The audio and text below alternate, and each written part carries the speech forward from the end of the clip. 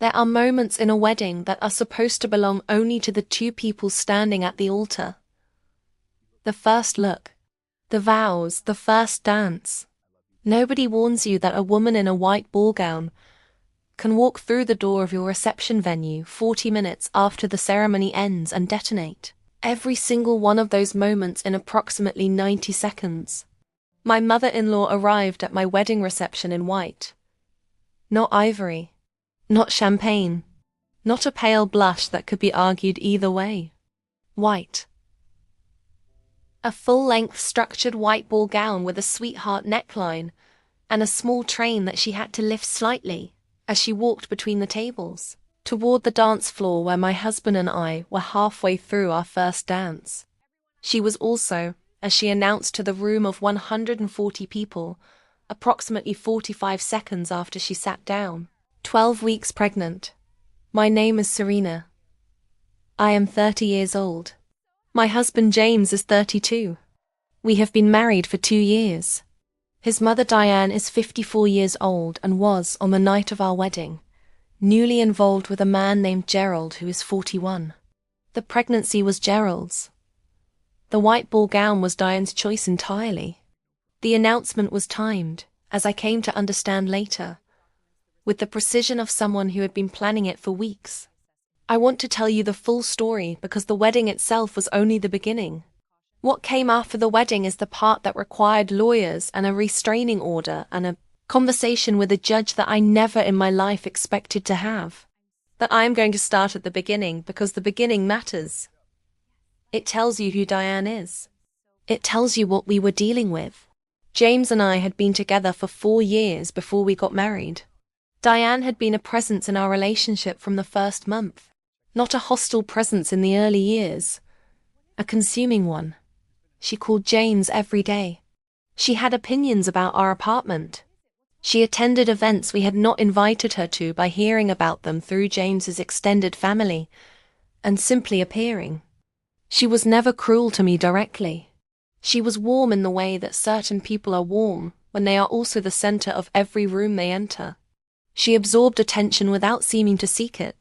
She would walk into a gathering and within 20 minutes everyone was talking to her, including James. He had grown up with this and did not see it clearly yet. I saw it from the outside. I watched it and noted it and said very little, because in the early years it seemed manageable. The first significant conflict was the engagement. James proposed to me on a hiking trail at sunrise, and it was perfect and private, and exactly what I had wanted. We agreed to tell our families that evening. James called his mother from the car on the drive down from the trailhead. She screamed with delight. She asked if she could come over immediately. James said we were going to have a quiet evening and would see everyone the next day. She said she would just come for an hour. He said no. She came anyway. She arrived at our apartment with champagne and a framed photo of James as a child that she said she had always imagined giving to his future wife, and she was tearful and effusive and present in our home for 3 hours on the night of our engagement when I had wanted to be alone with my new fiancé. I sat on my own couch and watched her hold James's hands and talk about what the wedding would be like, and I said almost nothing. James caught my eye once and mouthed sorry. I nodded. That was the pattern. He saw it. He apologized. She continued. The wedding planning began 8 months before the date. We had agreed on a relatively small wedding, 150 guests, outdoor ceremony, reception at a converted barn venue that we both loved.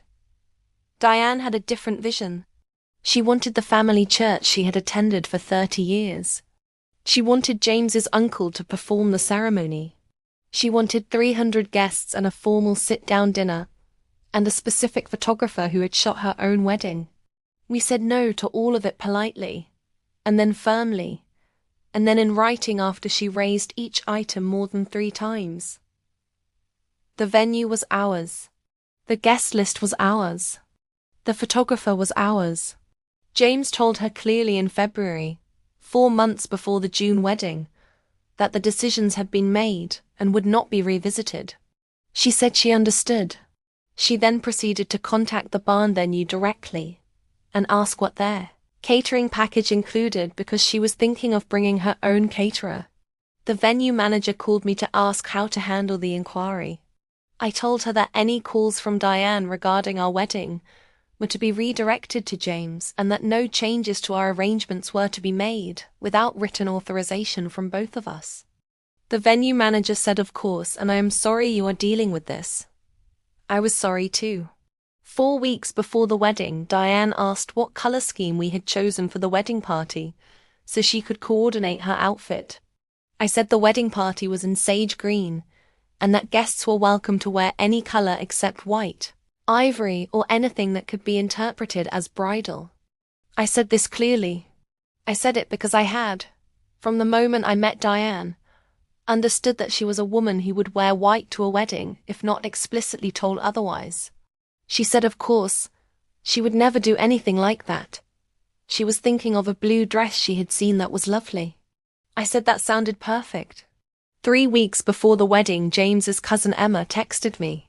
She said she had been at a family dinner, and Diane had been showing photos on her phone of a dress she was considering for the wedding. Emma said the dress was white. Emma asked if I knew about it.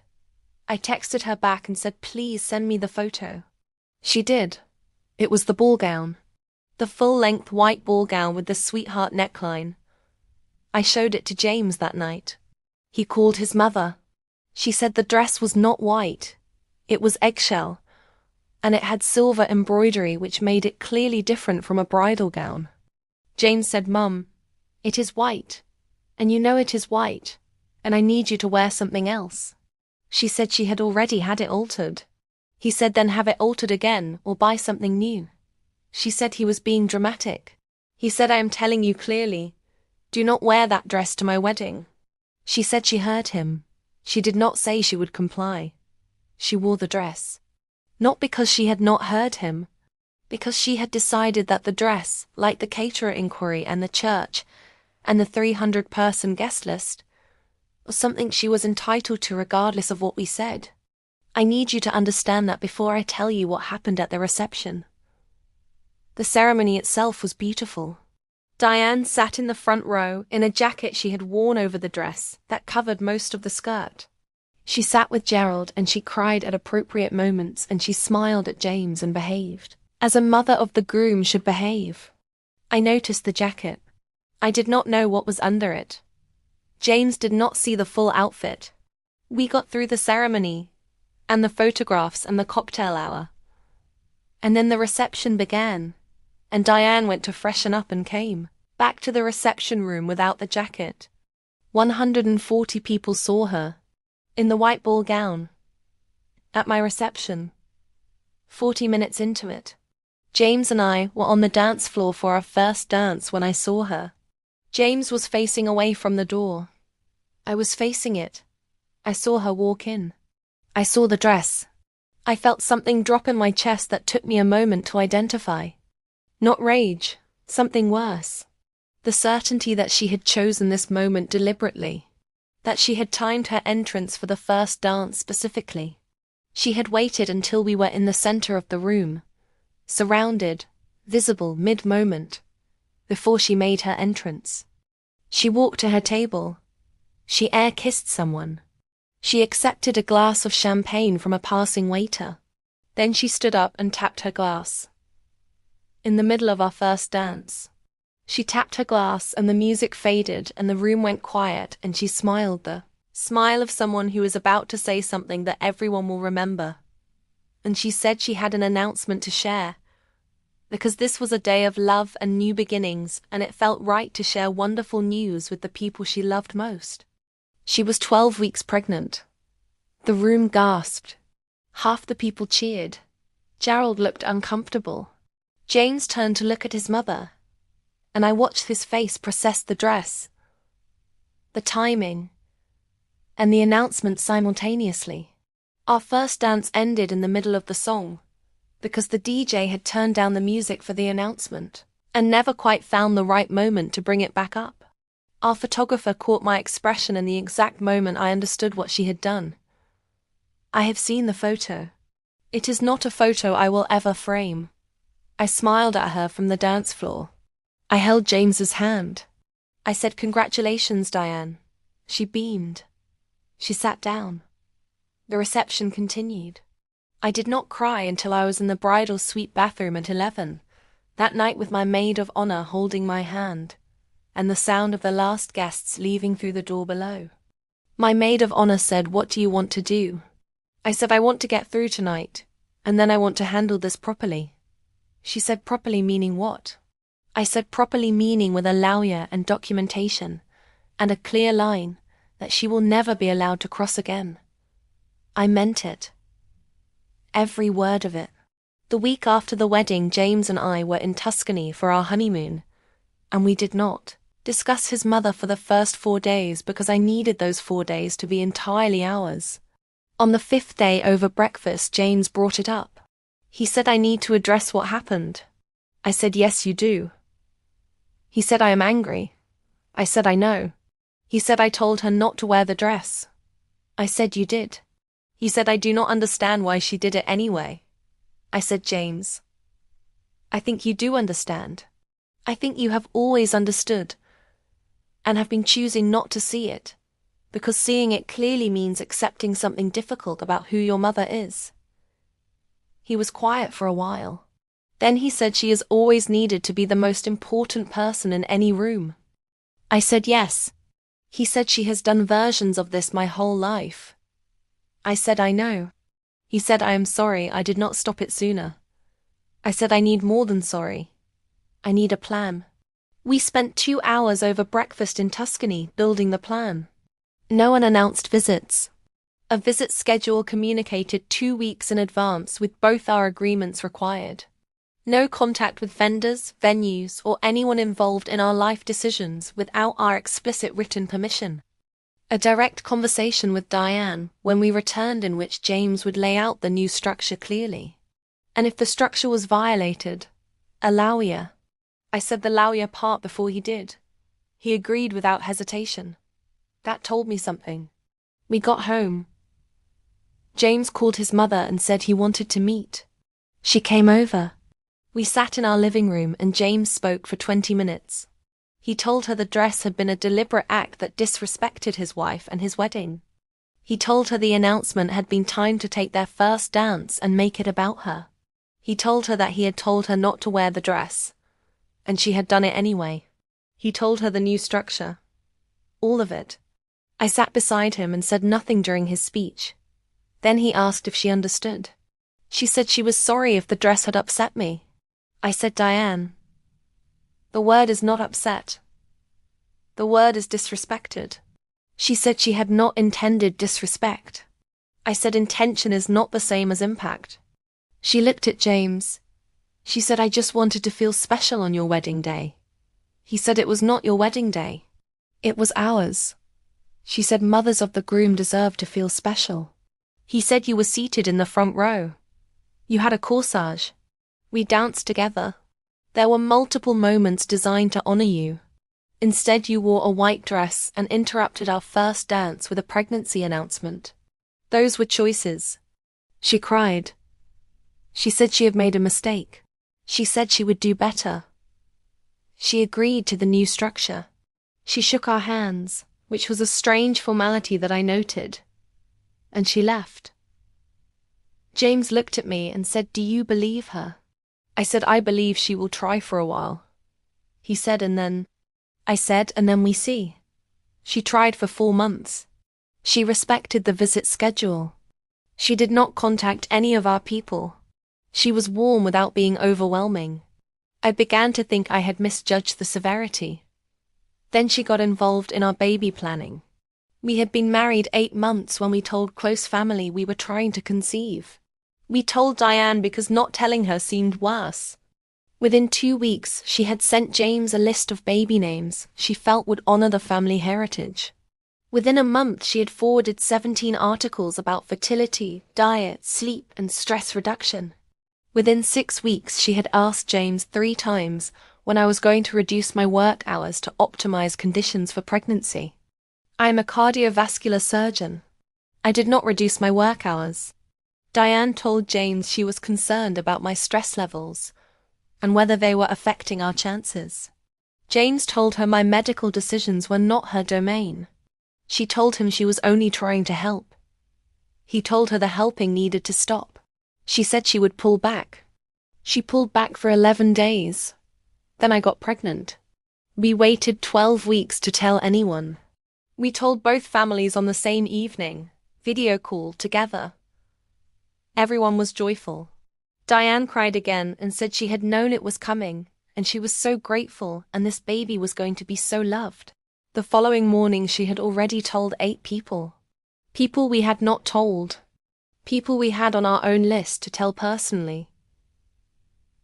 Including James's aunt, who had been trying to conceive for 3 years. James's aunt found out through a group chat that Diane had created called Baby News before we had the chance to tell her ourselves. James's aunt called James in tears.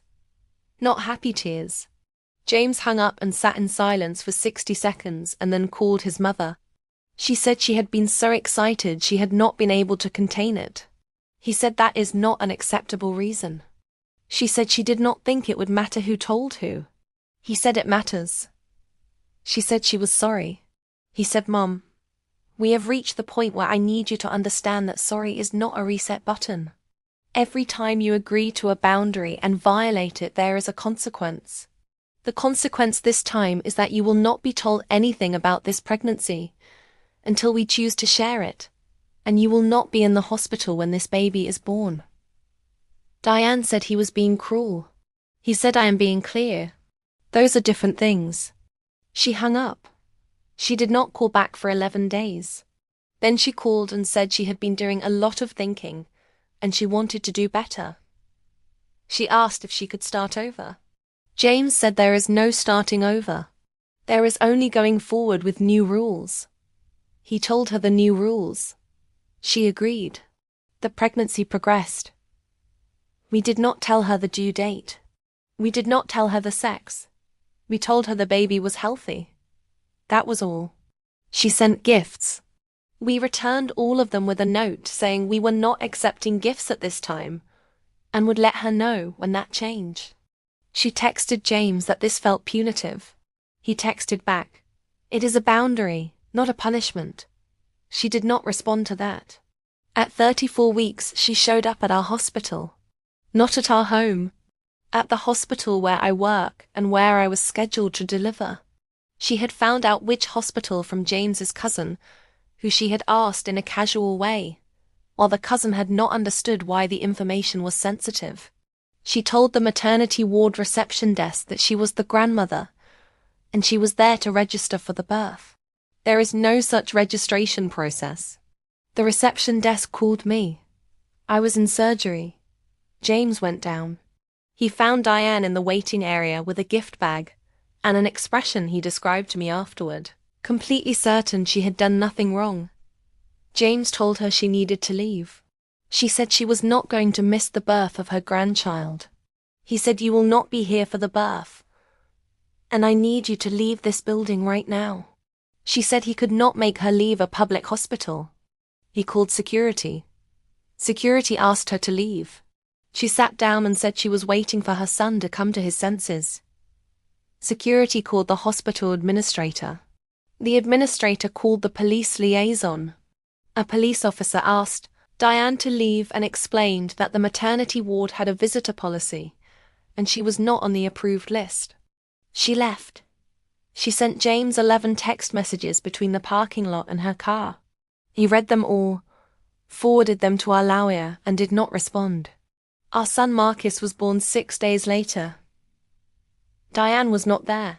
She found out through a text James sent her that said Marcus arrived safely. Mother and baby doing well. We will be in touch. That was all. She called 8 times that night. James answered on the 9th call the following morning and said, "We will arrange for you to meet him when we are ready." She said, "Please." He said, "I know. We will let you know." She met Marcus when he was 3 weeks old at our home, with both of us present. She held him. She cried. She said he was the most beautiful thing she had ever seen. I watched her hold my son and I felt something complicated. Not forgiveness. Not softness. Just the recognition that she loved him in the way that people love things they have not yet found a way to use. He was 3 weeks old. He was not yet a mechanism. For now he was just a baby. I was watching. I am always watching. Here is my question for you. If your mother-in-law wore white to your wedding, interrupted your first dance with a pregnancy announcement, stole your baby announcement, and showed up at the hospital uninvited, would you have gone to a lawyer sooner or handled it the way we did? Ntaytaesh or nah? Tell me in the comments. Every single one of them. What I did not tell you yet is what happened 6 months after Marcus was born. I want to tell you because it is the part that required the lawyer to do more than draft letters.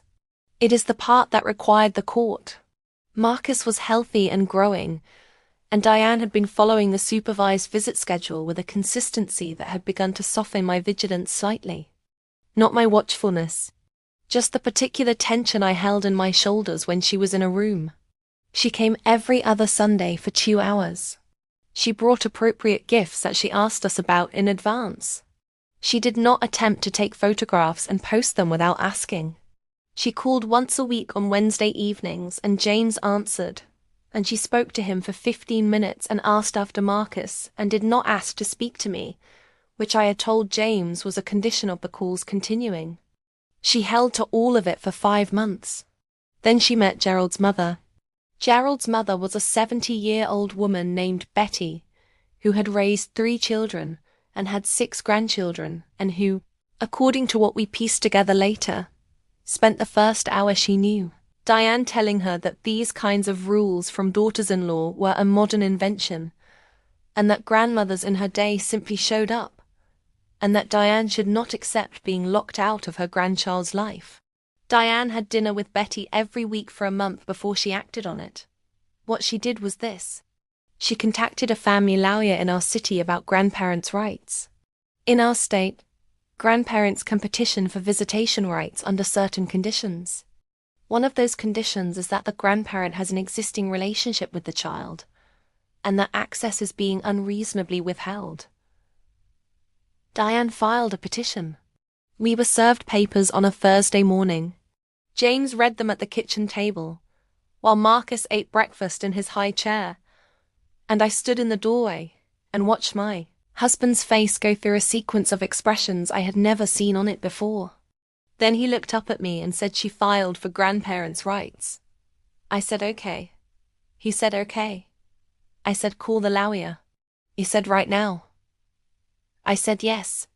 Our lawyer, Ms. Park, had handled the letters and the hospital security situation. She now had a fuller picture and she was, in her own measured way, furious on our behalf. She said the petition was technically within Diane's rights to file. She said it did not mean the petition would succeed. She said we needed to respond formally, and we needed our response to document everything. Everything. The wedding dress and the announcement. The pregnancy announcement to the group chat. The hospital incident. Every boundary set and violated. Every agreement made and broken. Every text message, every letter, every call. Ms. Park said in cases like this, the documentation is the case. Judges in family court hear a great deal of grandparents' rights petitions, and the ones that succeed are ones where the grandparent can demonstrate a meaningful existing relationship, an unreasonable withholding of access. She said our documentation would show that access had not been withheld unreasonably, but structured in response to a consistent pattern of violation. We compiled everything. It took 2 weeks and 3 meetings with Ms. Park. The result was a 47-page response document with appendices. The appendices included photographs of the wedding dress from the night of the reception, the text messages about the pregnancy announcement, the hospital security log from the day Diane had been escorted out, every letter and response, the timeline of every boundary set and every violation. Ms. Park submitted it. The hearing was scheduled for 6 weeks out. In those 6 weeks, Diane did not contact us directly. She had been advised by her lawyer not to. She did instead what she had always done when direct approaches failed. She worked the extended family. She called James's aunt. She called his cousin Emma, the one who had originally warned me about the white dress. She told them the story of a grandmother being kept from her grandchild by a daughter-in-law who had never liked her. Emma texted me privately and said, "I want you to know. I have told her I cannot take her side in this, and that what I know of the situation does not support what she is saying." Emma had seen the white dress. Emma remembered. Emma was in our corner. That mattered. The hearing happened on a Tuesday afternoon in April. Marcus was 8 months old. James and I sat at the plaintiff's table with Ms. Park, and Diane sat at the other table with her lawyer. The judge read the response document. She read the appendices. She asked Diane's lawyer several questions, the most significant of which was, given the documented pattern presented by the respondents, can you explain why the petitioner's requests for expanded access should be understood as reasonable, rather than as a continuation of the pattern the respondents have described? Diane's lawyer gave a long answer about grandmother's love and cultural expectations, and the importance of extended family. The judge listened. Then she denied the petition. She said that while she recognized the petitioner's sincere love for her grandchild, the documented pattern of boundary violations, including an incident requiring law enforcement intervention at the hospital, did not support a finding that the respondents had acted unreasonably in structuring access to protect the stability of their family. She said the existing access arrangement, supervised visits every other Sunday, was reasonable and would remain in place. She added one additional provision.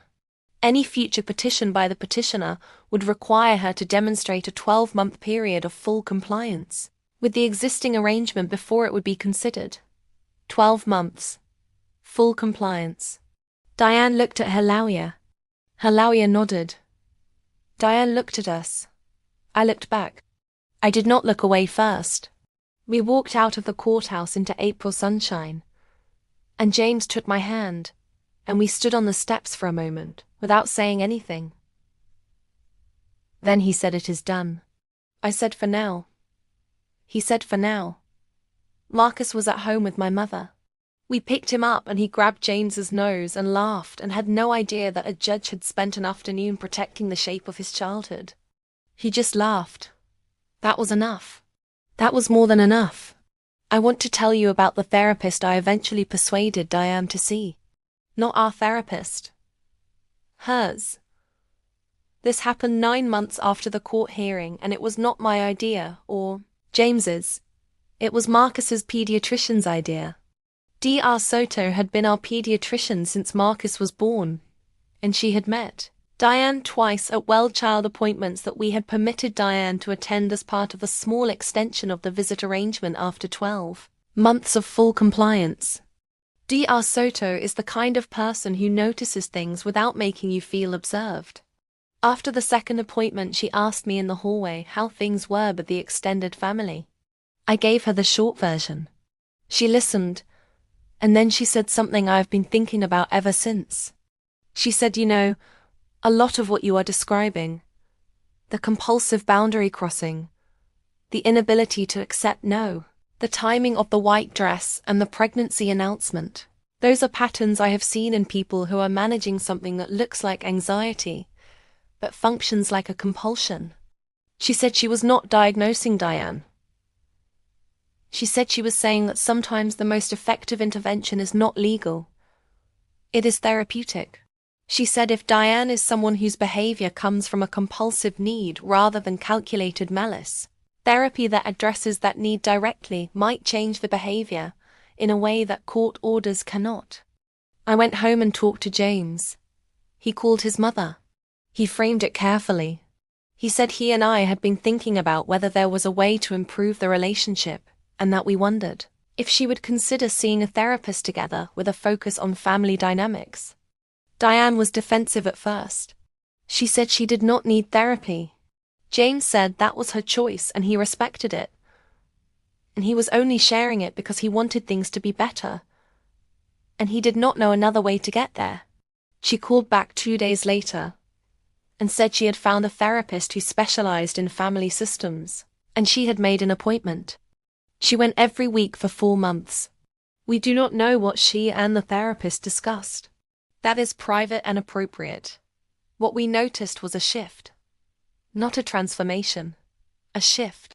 The quality of her questions changed.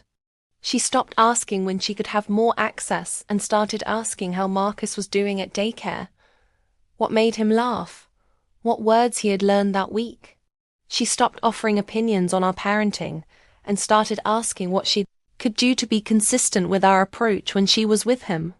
She started saying things like, "I know this is your call and I am not trying to push," and meaning it in a way that had a different texture than her previous versions of the same sentence. James said to me one evening that she seemed different. I said I noticed too.